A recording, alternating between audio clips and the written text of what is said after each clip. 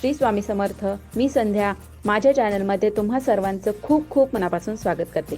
बघा मंडळी, यंदा संक्रांत पिवळ्या रंगावर आली आहे हे जवळपास आपल्या सर्वांना माहीत आहे. मग आता पिवळ्या रंगाचा वापर आपण करायचा नाही, तर मग हळद ही पिवळ्या रंगाची असते, सोन्याचे दागिने हे पिवळ्या रंगाचे असतात, तर ते घालावे का? त्याचबरोबर यावर्षी संक्रांतीला आपल्याला कोणत्या रंगाचा गजरा आपण चुकूनही वापरायचा नाही. त्याचबरोबर कोणता टिळा आपल्याला लावायचा नाही. या दिवशी आपण काय खाऊ नये, त्याचबरोबर या दिवशी काय करावे, काय करू नये, कोणते दागिने आपल्याला घालायचे नाहीत चुकूनही, त्याचबरोबर बांगड्या घालताना कोणते नियम आपल्याला पाळायचे आहेत, अशी बरीचशी आणि महत्त्वपूर्ण माहिती आज आपण या व्हिडिओमध्ये पाहणार आहोत. त्यामुळे व्हिडिओ अगदी शेवटपर्यंत पहा आणि जर तुम्ही माझ्या चॅनलवरती नवीन असाल तर चॅनलला सबस्क्राईब करा. तर बघा मंडळी, यंदा 14 जानेवारीला आहे मकर संक्रांत. दरवर्षी संक्रांती देवीचे पंचांगात वर्णन केलेले असते. ती कोणत्या रंगावर आली आहे, कोणत्या दिशेकडे आली आहे, कोणत्या दिशेकडून कोणत्या दिशेकडे जात आहे, असे संपूर्ण वर्णन प्रत्येक वर्षी वेगवेगळं पंचांगामध्ये आपल्याला बघायला मिळत असतं. आणि हिंदू परंपरेनुसार संक्रांती देवीने जे वस्त्र परिधान केले आहे त्या रंगाचे वस्त्र आपल्याला चुकूनही घालायचे नसते असे सांगितले जाते. आणि बघा, ही पद्धत ही पूर्वापार चालत आलेली आहे. संक्रांत जवळ आली की बघा महिलांमध्ये चर्चा असते की संक्रांत कशावर आली आहे, तिने कोणता रंग यावर्षी आपल्याला वर्जक सांगितलेला आहे.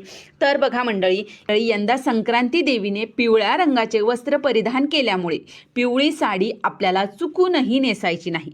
बघा, हिंदू धर्मात पिवळा रंग हा खूप शुभ मानला जातो. प्रत्येक शुभ कार्यामध्ये, देव कार्यामध्ये आपण पिवळ्या रंगाचा वापर करत असतो, पिवळा रंग आपण घालत असतो. तसेच सौभाग्यातील दुसरी सर्वात महत्त्वाची गोष्ट म्हणजे हळद कुंकू. त्यातील हळद, जेवढे महत्त्व हळदीला आहे तेवढेच महत्त्व पिवळ्या रंगालाही आहे. तर बघा, यंदा संक्रांती ही पिवळ्या रंगावर आली असल्याने आपल्याला चुकूनही पिवळ्या रंगाची साडी तर नेसायचीच नाही. त्याऐवजी आपल्याला आता कुठल्या रंगाची साडी, तर तुम्ही हिरव्या, गुलाबी, लाल, केशरी, काळ्या रंगाची साडी तुम्ही नेसू शकता. आता बऱ्याच जणांना प्रश्न पडतो की संक्रांत पिवळ्या रंगावर आली आहे तर मग हळद कुंकूमधील हळद आपण लावावी का? तर बघा मंडळी, हो, आपण हळद लावू शकता, कारण संक्रांती देवीने केशराचा टिळा लावलेला आहे. त्यामुळे केशराचा टिळा आपल्याला चुकूनही लावायचा नाही. तुम्ही हळद कुंकू लावू शकता. फक्त वस्त्रासाठी आपल्याला पिवळा रंग वर्ज्य सांगितलेला आहे. संक्रांतीला प्रत्येक स्त्री नटून थटून ववसायला जाते. त्यामध्ये सर्वात महत्त्वाचं म्हणजे दागिने घातल्याशिवाय आपल्या कुठल्याही स्त्रीचा शृंगार हा पूर्ण होतच नाही. तर आता सोन्याचे दागिने देखील पिवळ्या रंगाचे असतात, तर आता हे पण घालावे की नाही असाही प्रश्न बऱ्याच जणांच्या मनामध्ये येतो.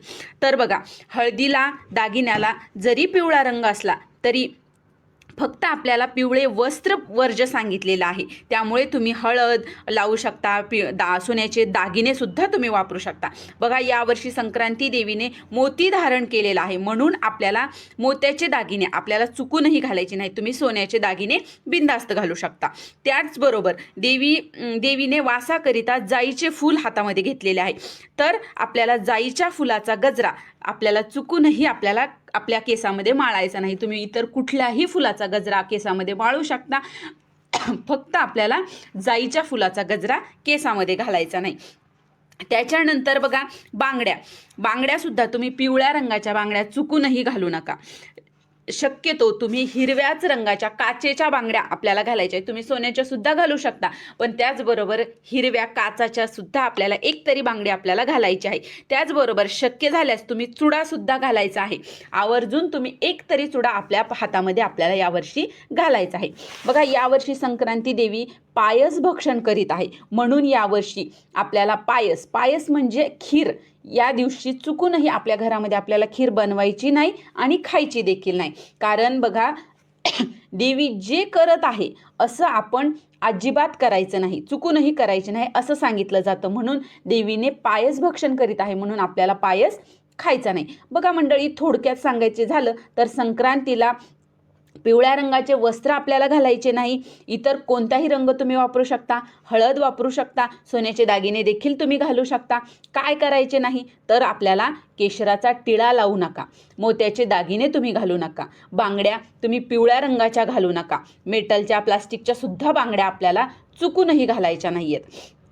आणि बघा त्याच्यानंतर गजरा, जाईच्या फुलांचा गजरा आपल्याला घालायचा नाहीये. मकर संक्रांतीच्या दिवशी दात घासणे, कठोर बोलणे, गवत तोडणे, गाई म्हशीची धार काढणे, कामविषयक सेवन करणे ही कामे आपल्याला टाळायची आहेत.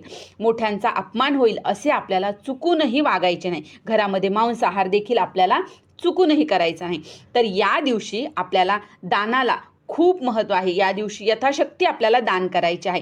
बघा दानाला या दिवशी खूप महत्त्व दिले. या दिवशी तुम्ही नवी भांडे, तिलपात्र, गूळ, तीळ, सोने, भूमी, गाय, वस्त्र, घोडा इत्यादी वस्तू तुम्ही यथाशक्ती आपल्याला जसं घडेल तसं आपल्याला या दिवशी दान करायचं आहे. तर ही छोटीशी महत्त्वपूर्ण माहिती आज मला तुमच्यापर्यंत पोहोचवायची होती. जर तुम्हाला हा व्हिडिओ आवडला असेल तर व्हिडिओला लाईक करा, जास्तीत जास्त लोकांपर्यंत हा व्हिडिओ शेअर करा आणि माझ्या चॅनलला सबस्क्राईब करा. श्री स्वामी समर्थ.